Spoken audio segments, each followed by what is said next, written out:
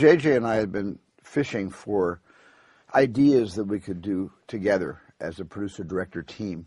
And we had just spent, I don't know, maybe the better part of a year just in our friendship talking about the kind of films we love to see and the kind of films we'd love to make someday and which of those films had a kind of mutual appeal.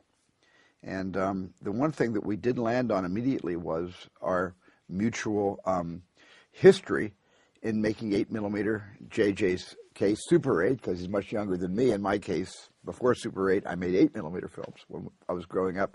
And we had a very, very similar background. I was telling him about all the adventures I had as a kid making little movies with the neighborhood, my neighborhood friends, and he had the same experience. And so we thought, wouldn't it be cool to make a movie about, in the 70s, you know, set in period times, about young people making movies, you know, 14-year-olds making 8mm movies. And that's how it all started.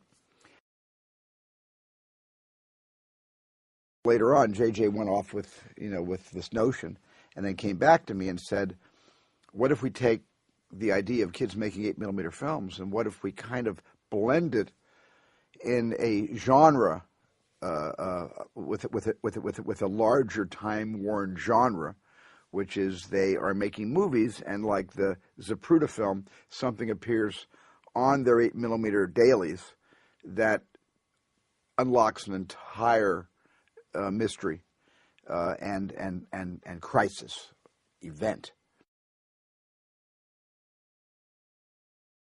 We weren't quite sure how sci-fi the event was going to be when JJ first started pitching this idea to me, but it sounded really intriguing. It wasn't just going to be, you know, a movie about, you know, the kind of 70s, movie making culture, but it was going to be what that leads to.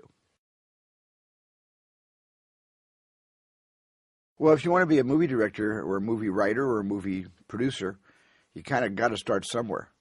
It's a lot easier to, getting a start today because it's so easy to get a video camera and go out and make a movie, and that becomes who you are. What that represents, you know, your ideas, your stories, your taste, and you can put it right on YouTube.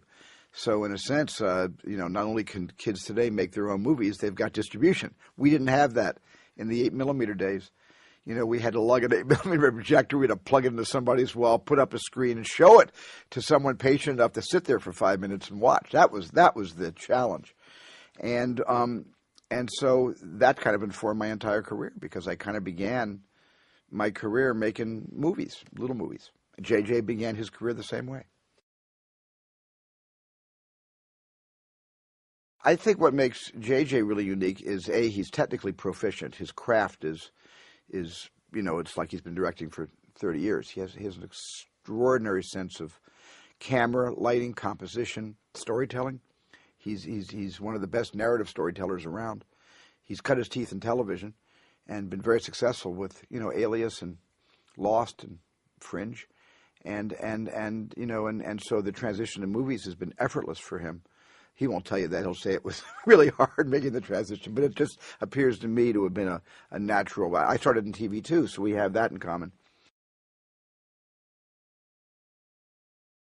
He really bridges the generations between, JJ has a tremendous nostalgia for the old movies, the way movies used to be, the way sometimes they are now, and also what kids are talking about and thinking about today. And so he's as relevant as his own children in this world, and he's got tremendous, respect for all the kinds of movies that he grew up watching.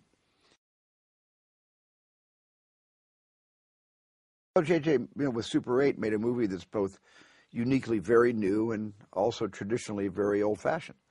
You know, he's got the sci-fi genre blended with this amazing dynamic of these kids and the way they talk and the way they behave toward one another, which is just the way kids have always been.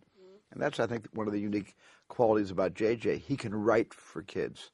You know, he's not so far removed from his own, sort of memory hits and experiences growing up. And he made a movie that's at once relevant to today, even though it takes place in the 70s, and also that is extremely traditional.